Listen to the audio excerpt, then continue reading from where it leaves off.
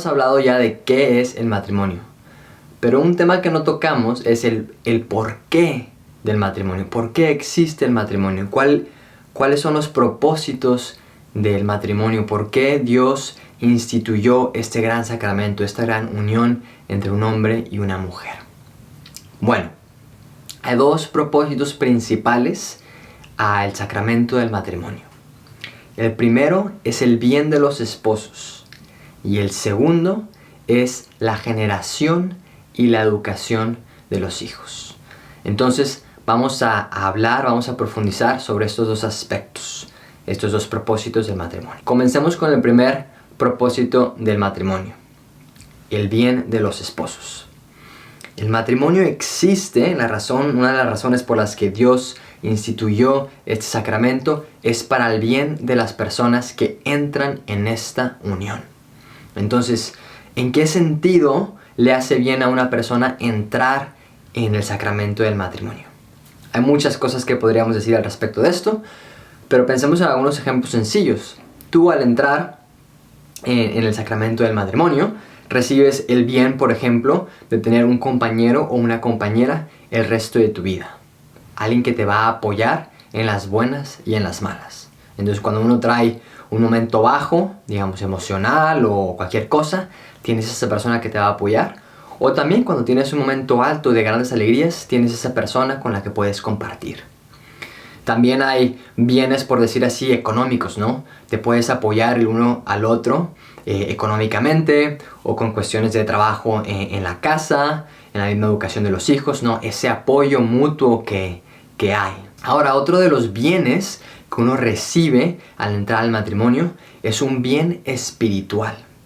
Y este bien espiritual que uno recibe al entrar en el matrimonio tiene diferentes aspectos. Por ejemplo, uno de ellos es el simple hecho de que cuando uno se casa y recibe ese sacramento de parte de la iglesia, uno recibe ayudas especiales de Dios. Entonces, al entrar uno al matrimonio, uno recibe un bien espiritual de parte de Cristo. Pero además, de forma más práctica, cuando uno entra al matrimonio, uno entra a una posibilidad de crecer mucho espiritualmente. ¿Y por qué? Porque cuando uno se compromete a estar con alguien y amarlo o amarla en las buenas y en las malas, uno va a crecer en su capacidad de amar. Y el crecer en la capacidad de amar es un crecimiento espiritual. Pensemos, imagínate que tienes un amigo o una amiga y empiezas a conocer sus efectos, ¿no? Entonces a lo mejor no te gustan esos efectos y dices, pues ya no quiero ser tu amigo, ya no quiero ser tu amiga. Tu capacidad de crecer en el amor, pues no se dio, porque al momento de toparte con una dificultad de amar, dijiste mejor ya no. Pero en el matrimonio, como uno hace un compromiso de amar en las buenas y en las malas, cuando uno se topa con una pared, digamos una pared de defectos de otra persona, o cuando se vuelve difícil amar, digamos, no sé, por enfermedad o por algo, como uno tiene ese compromiso, uno persevera. Y entonces eso le ayuda a uno a crecer y a profundizar en su capacidad de amar. Y por tanto, uno crece espiritualmente. Entonces vemos cómo cuando uno entra al matrimonio, uno recibe diferentes bienes. Bienes, digamos, más humanos, pero bienes también sobrenaturales, bienes espirituales. Ahora, una cosa a considerar en todo esto es que a veces no entramos al matrimonio, digamos, conscientemente de que uno de los propósitos es el bien de los cónyuges y que uno de los bienes más grandes es el bien espiritual. Entonces, si yo sé que el matrimonio es para el bien mío y para el bien de la otra persona que está en ese matrimonio, y si yo sé que el bien más grande que hay en esta tierra es el bien espiritual, entonces yo no estoy casado, pero digamos, uno que se casa, debe buscar el crecimiento espiritual, el bien más grande del otro, de su cónyuge, de su pareja. Entonces algo para preguntarnos, si estás casado o estás pensando casarte, ¿no? ¿Buscas ese bien espiritual de tu pareja? Y si no, ¿qué puedes hacer para buscar ese bien espiritual? Allá haremos otros videos, ¿no? Un poco más a lo mejor con detalles de cómo puede uno buscar el bien espiritual de su esposo o de su esposa. Pero es algo a tener en mente, ¿no? Que cuando uno entra al matrimonio, una de las metas principales es el bien espiritual de mi esposa o de mi esposo. ¿Cómo puedo ayudar a mi cónyuge, a mi pareja, a llegar al cielo? Y juntos como equipo van caminando, acercándose a Jesús y últimamente para estar eternamente con Dios en el cielo. Bueno, todo esto que hemos estado hablando es el primer propósito del matrimonio, el bien de los esposos. Pero además de este propósito está el segundo propósito, que es la generación y educación de los hijos. Leemos en el libro del Génesis que Dios le dice a Adán y Eva que sean fértiles y que se multipliquen.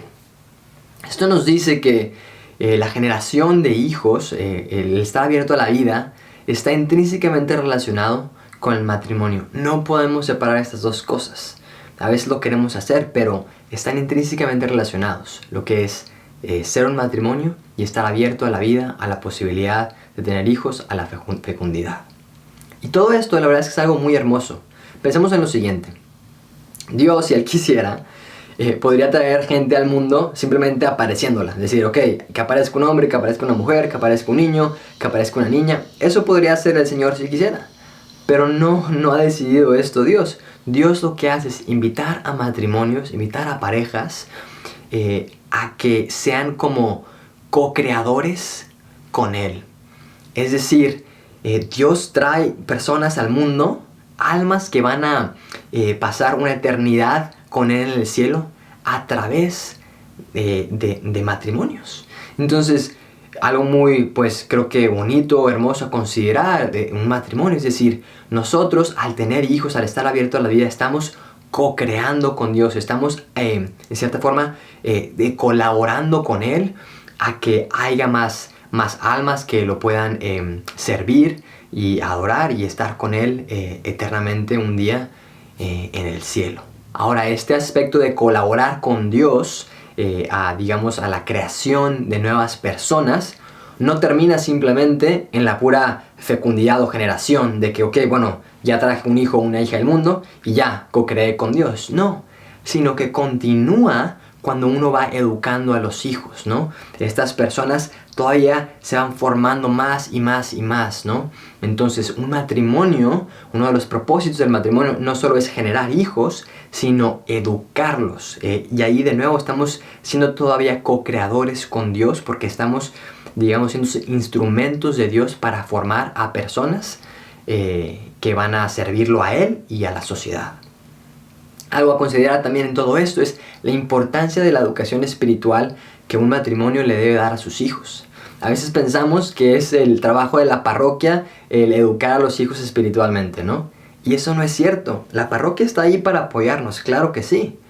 Pero la responsabilidad de la educación religiosa y espiritual de los hijos es principalmente de los padres, de ese matrimonio. Entonces, algo que pues tenemos que considerar si nos lo estamos tomando en serio o no. Entonces, en resumen, ¿por qué creó Dios el matrimonio? ¿Por qué instituyó este gran sacramento, esta gran unión entre el hombre y la mujer? Dos cosas. La primera es el bien de los esposos.